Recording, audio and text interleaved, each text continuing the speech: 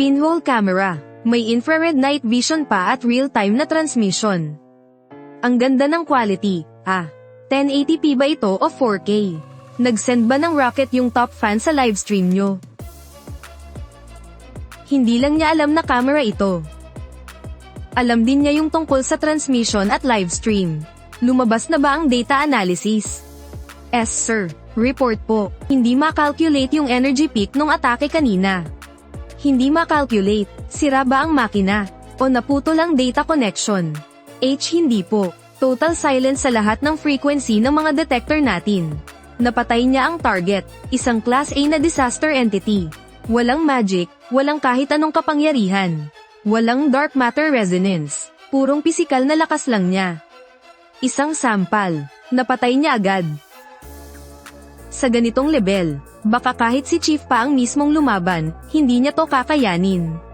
Nakasuot ng sinaunang damit, galing sa Guanxiang na nabaon ng daan-daan o libo-libong taon. Pero puro modernong internets lang ang sinasabi. At isa siyang buhay na tao. Sino ba talaga ang taong to? Kahit sino pa siya, ang pagpapakita niya ngayon sa Chinling ay isang napakalaking banta sa kaligtasan natin. Iminumungkahi kong i-activate na agad ang Class S response. I-deploy na ang mga heavy armor squad malapit dito. Baliw ka ba? Paano kung magalit natin siya? Sinong mananagot sa mangyayari? Tama na, dahil wala pa naman siyang ipinapakitang masamang intensyon. Subukan muna nating makipag-usap sa kanya. Sabihan niyo ang Guardian family na malapit sa Chinling, ang pamilya Qin, na magpadala ng tao para alamin kung sino talaga siya. Veterano na si Qin Xiaotian sa ganitong bagay. Alam niya ang ginagawa niya. Anong nangyayari? Headquarters. May masamang nangyari. Gumuho ang pinakaloob ng kabundukan ng Chinling. May nadetect na napakadelikado at hindi malamang enerhiya. Tumagpas na sa limitasyon ng mga instrumento natin ang energy level. Nasaan ang pamilyang Qin?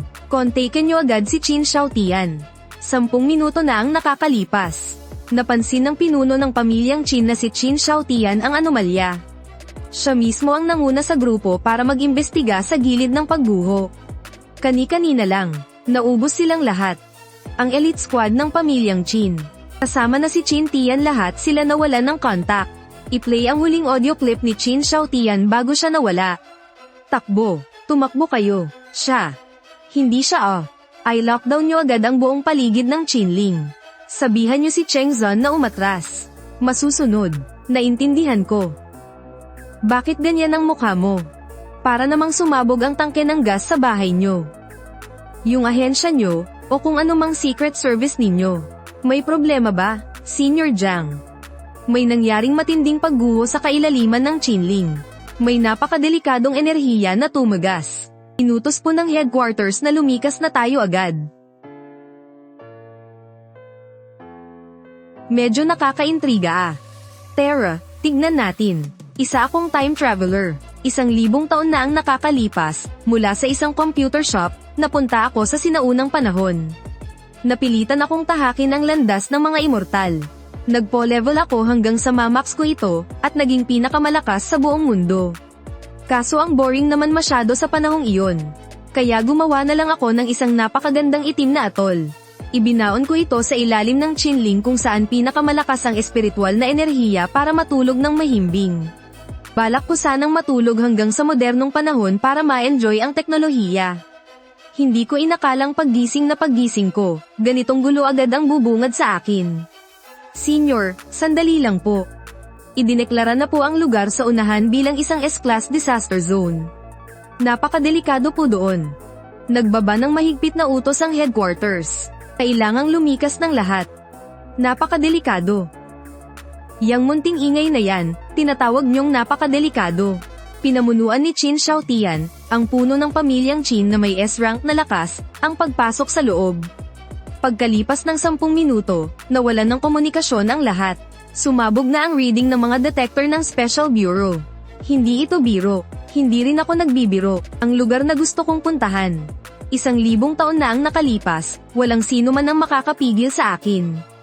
Ngayon, makalipas ang 1,000 taon. Kahit suot mo pa yung damit mong debaterya, hindi mo pa rin ako mapipigilan. Chengzon, samahan mo siya. Hanggat hindi pa natin alam ang buong pagkatao niya. Pakisamahan mo muna siya, huwag na huwag kayong magkakagulo. Dahil mapilit po kayo, Senior. Sasamahan ko po kayo hanggang dulo. Ayun naman pala mauna ka na, empleyado. Hawakan nyo to, hindi kayo lalapitan ng mga halimaw sa loob ng 10 milya. Maghintay na lang kayo ng tulong. Maraming salamat po, Senior. Pare, hindi ka ba nabibigatan dyan sa suot mo? Nano-composite armor to, may built-in life support system. Puncture-proof at matibay sa impact. Standard issue ito sa frontline ng Special Bureau. Ang daming arte, isang hampas lang nung pangit na halimaw kanina. Nasira rin naman yung puncture-proof mong damit Lampas na sa limit ang mga gamma reading. Magulo ang magnetic field, bagsak na lahat ng normal na komunikasyon. Tanging ang quantum encrypted link na lang ang nakakonekta sa headquarters. Commander Cheng, ayon sa detector, may high-density energy mass sa ilalim ng hukay. Ang life signal ng team ng pamilyang Chin. Nawala 100 metro sa ilalim ng lupa. Mag-ingat po kayo ng mabuti. Isang natural na higanteng kuweba. Vertical ang istruktura. Ang pagdalaw ng lupa, ang nagpabuka rito. Terra, baba na tayo sa kuweba.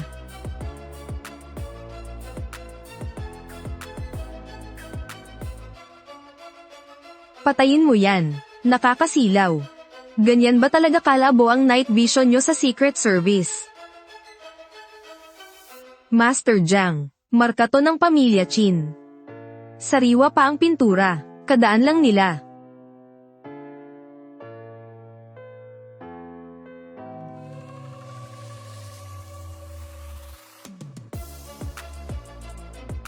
Kasing tigas to ng armor plate. Maliit na isda lang, walang kwenta. Tuloy lang tayo sa pagbaba.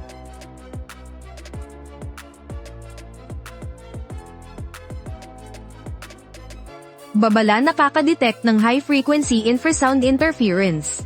Abnormal ang heart rate, tumataas ang panganib na mapinsala ang nervous system. Infrasound, yan ang tawag nyo rito. Natural na resonance ng kuweba to, na sinabayan ng magnetic field sa ilalim ng lupa. Kaya nakabuo ng isang simpleng ilusyon. Sapat na to para linlangin ang mga ordinaryong tao. Salamat, masyado kasing umaasa sa data yang mga gadget nyo.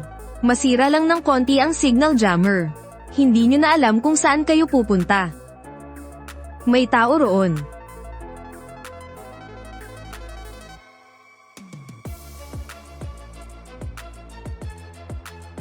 Dehydrated at mukhang na-trauma. Walang pisikal na sugat. Si Master. Bumaba si Master sa ikapitong palapag.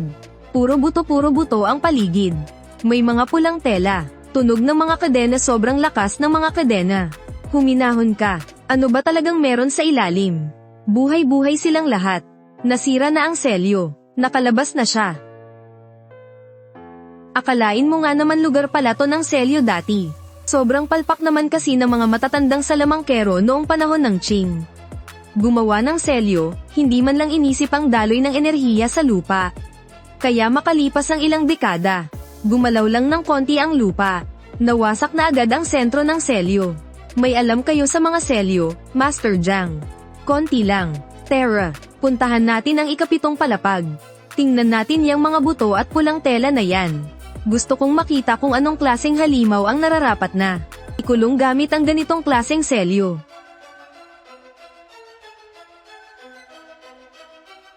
Ayon sa Carbon-14, ang mga butong ito ay mahigit 5,000 taon na. Hindi tumutugma ang genetic map nito sa kahit anong kilalang nilalang. Ang mga pulang telang iyan ay mga banner na panggabay na ginagamit ng mga sinaunang tribo sa ritual. Mga hybrid na halimaw lang iyan noong sinaunang panahon. Hindi puro ang dugo, tinapon lang dito para maging bantay. Ilang dekada na ang nakalipas, may dumating na isang Daoist para patibayin ang selyo. Marunong siyang gumamit ng mga tansong pako at tela ang may cinnabar, para gumawa ng simpleng ritual na magpapatatag sa magnetic field.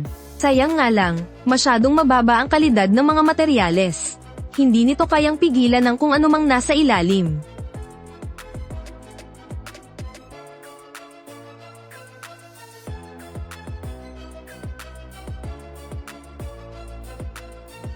Anong bagay?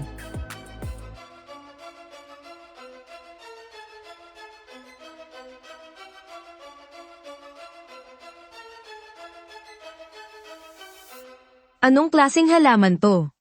Halaman. May halaman ba sa inyo na tumutubo ng may paatras na tinik? At tumutunog pa ng parang bakal? Isa itong baging nauhaw sa dugo. Isang parasito na kumakapit sa mga buhay na nilalang. Sundan lang natin ang baging na to at mahahanap natin ang pinagmulan nito.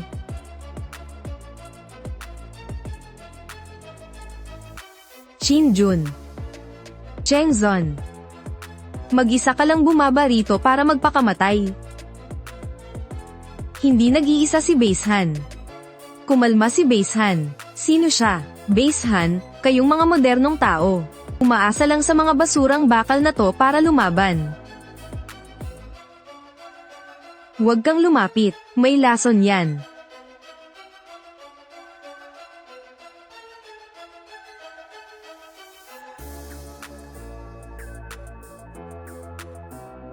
Maraming salamat sa tulong mo, kaibigan. Pwede bang malaman kung saang angkan ka nagmula? Wala akong kinabibilangang angkan. Isa lang akong lagalag. Yung bagay na nasa ilalim. Kayo ba ang gumising doon? Nakatanggap ako ng utos mula sa headquarters para imbestigahan ang kakaibang magnetic field.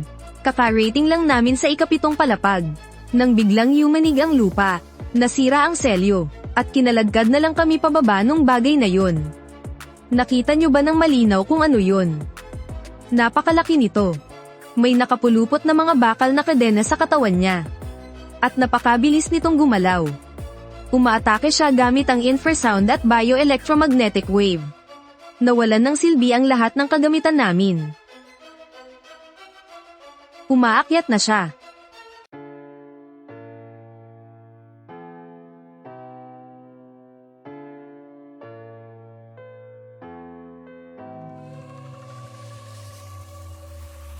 Sinaunang halimaw isang uri ng Earth Dragon. Masyado nang manipis ang dugong nananalaytay sa kanya. Grabe, ang pangit naman ng itsura nito. Maggasmas kayo. Isa na namang halimaw na mabaho ang hininga. Hindi ba kayo nagsisipilyo dyan sa ilalim ng lupa? Mag-ingat kayo.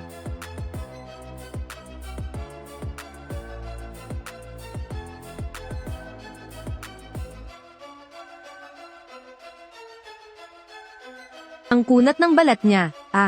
Kailangan yata talagang lakasan ang tira natin. Huwag nyo nang sayangin ang kuryente nyo. Nabubuhay ang bagay na yan sa pagsipsip ng enerhiya mula sa ilalim ng lupa. Parang kilati lang sa kanya yung mga atake nyo. Anong gagawin natin? Nag-iwan ng paraan yung nagsil sa kanya noon. Nakikita nyo ba yung cave ng yun? Hilahin nyo palabas para maputol ang supply niya ng enerhiya. Ako na ang magdi-distract sa kanya. Kayo nang baalang humila sa cave ng bakal. Mga par, tulungan nyo kami rito. Huwag kayong bibitaw.